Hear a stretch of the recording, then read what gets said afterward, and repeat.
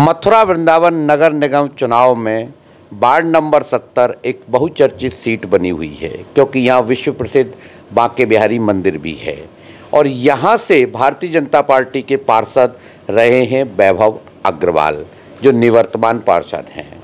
पिछले 10 वर्षों से ये इस क्षेत्र का प्रतिनिधित्व करते रहे और निश्चित तौर पे इन्होंने इस क्षेत्र में उल्लेखनीय कार्य किए हैं, तभी जनता ने उन पर अपना विश्वास बराबर बनाए रखा है।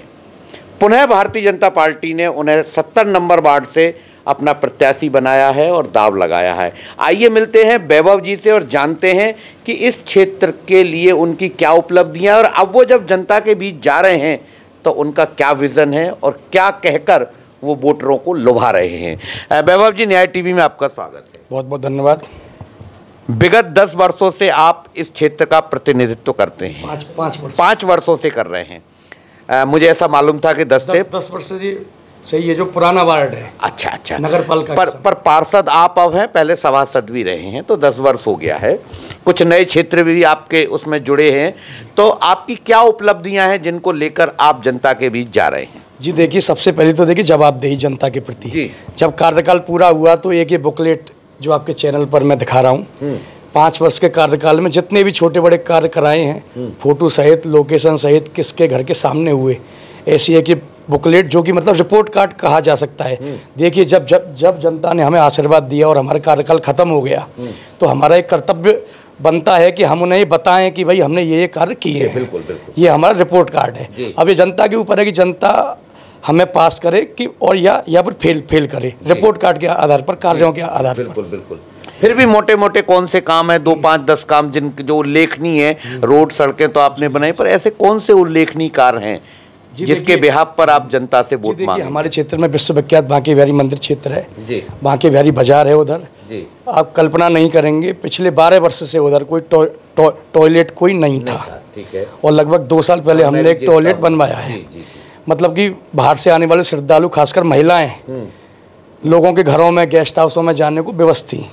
बहुत ही मतलब क्रिटिकल स्थिति थी। तो एक बिहारी जी पुलिस चौकी के पीछे एक टॉयलेट बनवाया है, जो लगातार मतलब चालू भी है। सफ़ेद हाथी नहीं बना हुआ।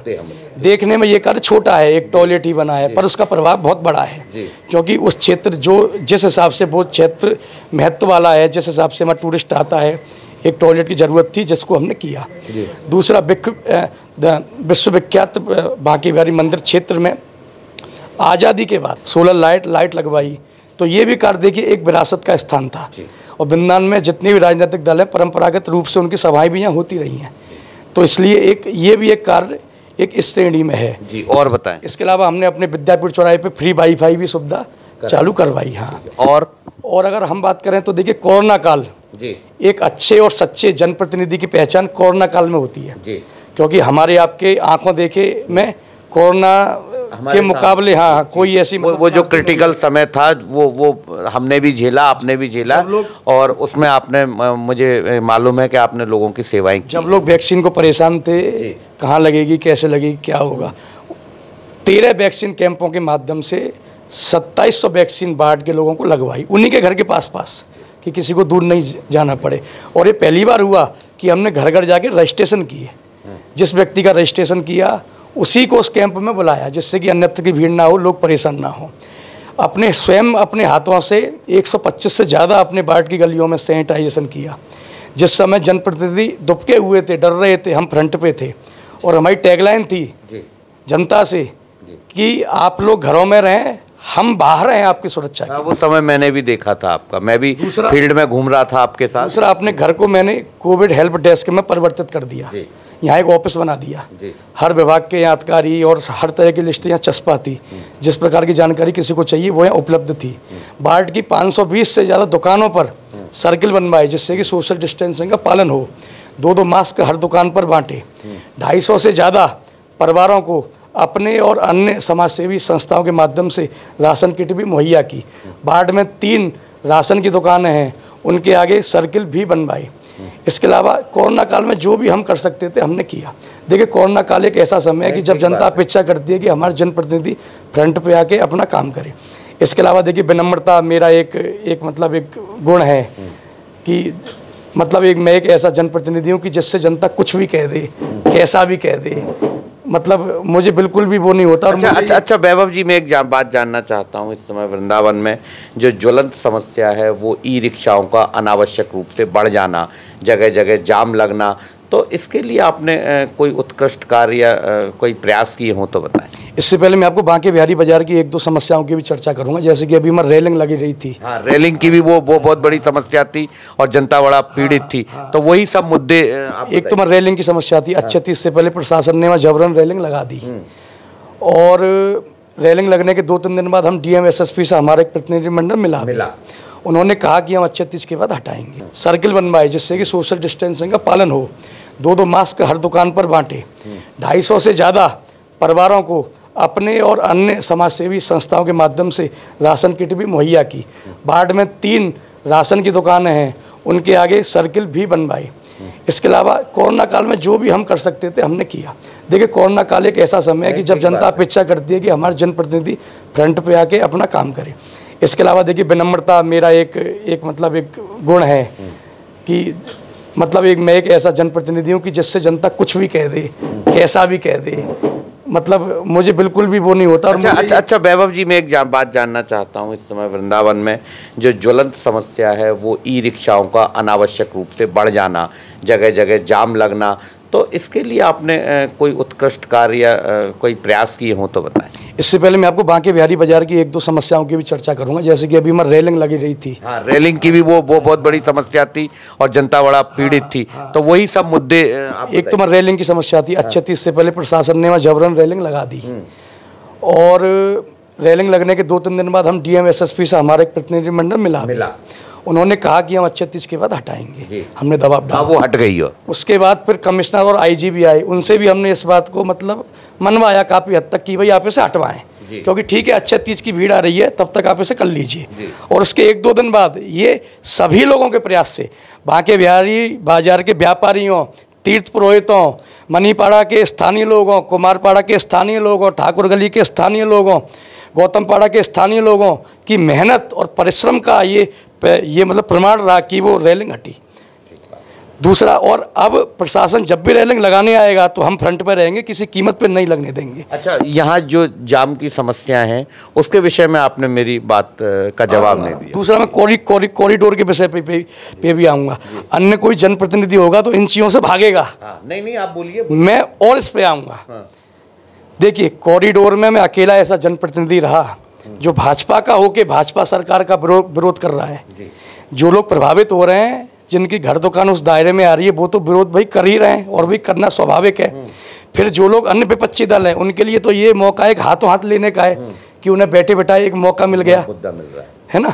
पर हमारे लिए कितनी वैसी सिचुएशन है, मतलब आप हमारे चैनल के माध्यम से क्षेत्र की जनता को ये बताना चाहते हैं कि कॉरिडोर वाला जो मामला है उसका आप विरोध कर रहे हैं। हाँ, 12 जनवरी को सबसे पहली मीटिंग कॉरिडोर की हुई थी लद्दाराम धर्मशाला में, उसमें मैं था। 13 जनवरी को लद्दाराम के सामने रंग वाली धर्मशाला पे एक विरोध प्रदर्शन सड़क पे हुआ था। इसके 15-20 दिन बाद जुगल घाट पे एक बहुत बड़ा धरना प्रदर्शन हुआ। पार्टी लाइन से हटके मैं था। इसके अलावा मुख्यमंत्री को मैंने पत्र लिखा।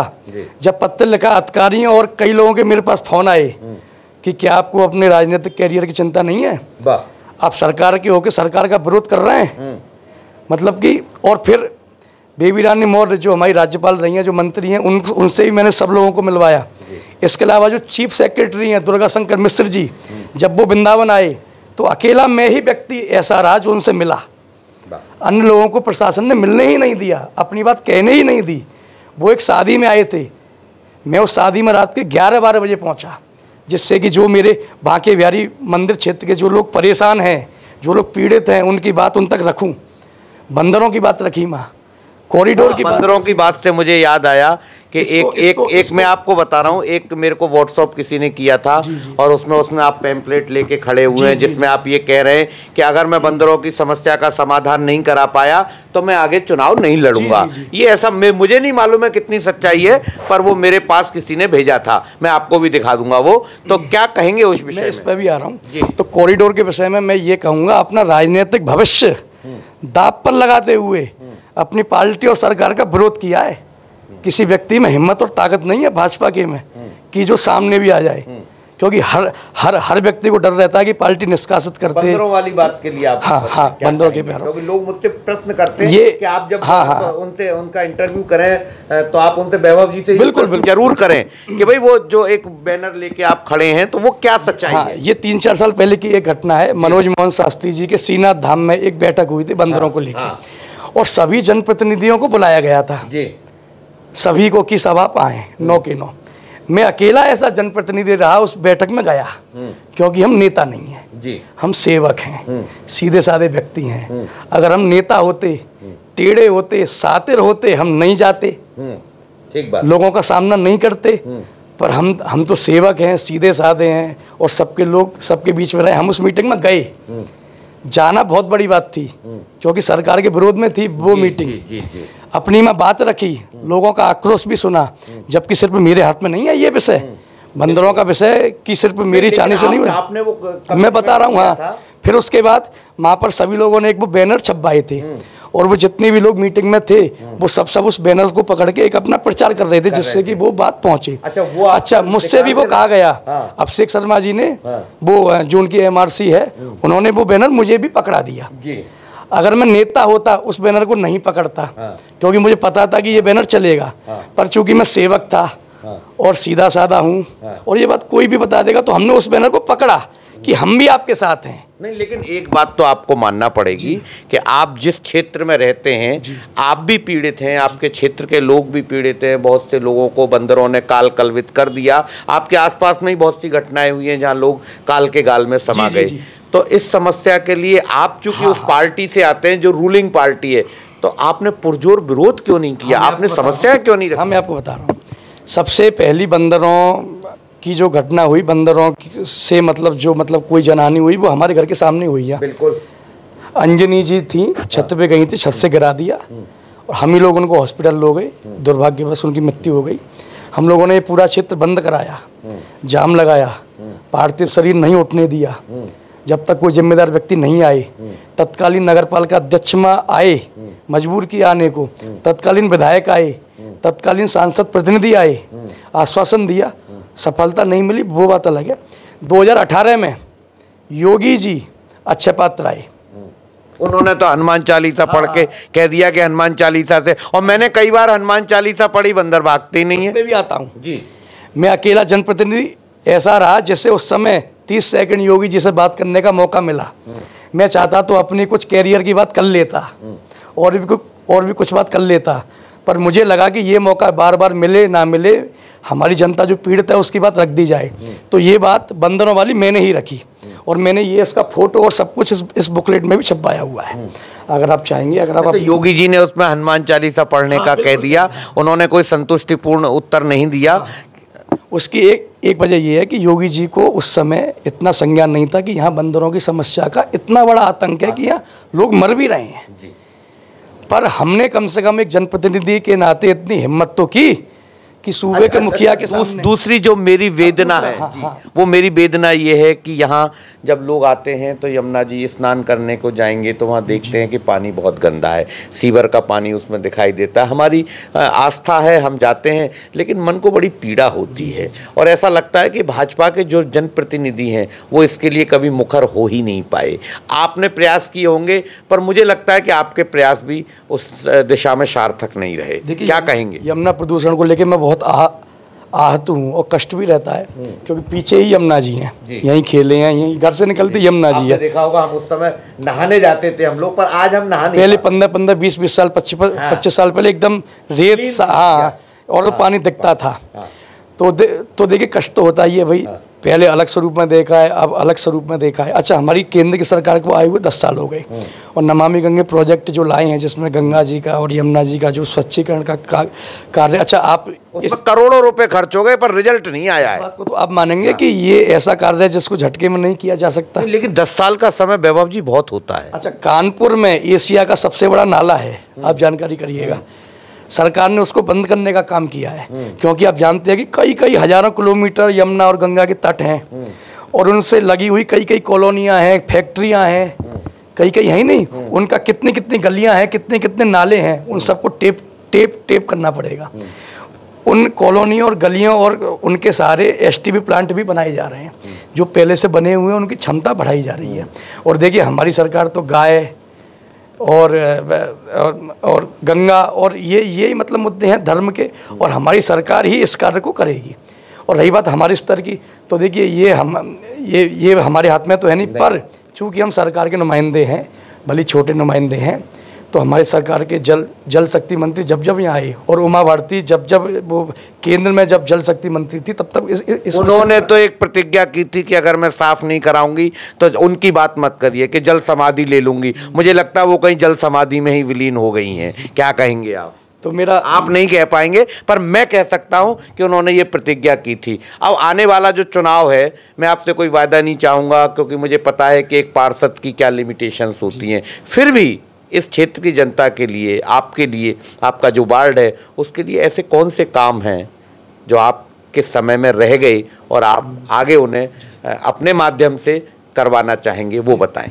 जी देखिए, पार्षद के जो बेसिक काम होते हैं, सफाई का, पानी का, सड़क का, लाइट का, तो इस क्षेत्र में, चारों ही क्षेत्रों में अपने 5 साल के कार्यकाल में लगभग 80% कार्य हमने पूर्ण करा दिए हैं। और जो बाकी 20% कार्य हैं वो भी पास हैं, वो पास नहीं कराने, चूँकि आचार संहिता और ये चुनावी प्रक्रिया चालू हो गई तो वो कार्य रुक गए हैं। चुनावी प्रक्रिया जैसी खत्म होगी वो कार्य 20% भी स्वतः ही हो जाएंगे। इसके अलावा जो भी जनता से जुड़े हुए जो भी मुद्दे हैं, या जनता को जो भी असुविधा होगी, जो भी कुछ होगा, पार्टी लाइन से हटके भी हम जाएंगे। कोई भी दिक्कत नहीं है जनता के लिए। अगर जनता को तकलीफ होगी, अगर जनता को लगेगा कि इससे हमें कहीं कोई अहित होगा, तो उस मुद्दे पर भी हम पार्टी से अलग हटके भी जाएंगे, क्योंकि जनता को परेशानी हो रही है। जनता को वाकई में। एक बात बताएं कि यहाँ से कुल कितने मतदाता हैं आपके वार्ड में? हमारे यहाँ 7000 मतदाता हैं। क्या पोलिंग होती है? लगभग 3500 से 4000 वोट पड़ेंगे। 50। आप कितने वोट लाने का दावा करते हैं? नहीं, मैं कोई दावा नहीं करूँगा। मेरा सारा दावा, सारा सब कुछ जनता के चरणों में ही समर्पित है, क्योंकि जनता ने मुझे 10 साल से 5 साल से देखा है। और मैं ये भी नहीं कहूँगा, जैसे आपने प्रचार प्रसार भी किया है, आप रैली भी निकली हैं, तो जनता का क्या रुझान है? जैसे मैं ये भी नहीं कहूँगा, बहुत से लोग कहते हैं ना, जैसे आप प्रश्न पूछते हैं आपकी टक्कर किससे है, आदमी कहता है किसी से भी नहीं है, और मैं किसी से तो आप मान के चल रहे होंगे। नहीं, ये जैसे लोग कहते हैं ना कि मतलब किसी से भी नहीं है, तो मेरी टक्कर स्वयं से ही है। क्या बात है। मुझे अपने पिछले प्रदर्शन को मात करते हुए अच्छा करना है। बहुत बढ़िया। ये थे हमारे साथ में वैभव अग्रवाल, और हमारी हर बात का बड़े तरीके से उन्होंने जवाब दिया है। अब ये तो जब कल वोटिंग होगी उसके बाद जनता निर्धारित करेगी कि इस क्षेत्र का कौन बनेगा पार्षद, किसके सिर सजेगा ताज। तब तक बने रहिए मेरे साथ। न्याय टीवी के लिए योगेश शर्मा।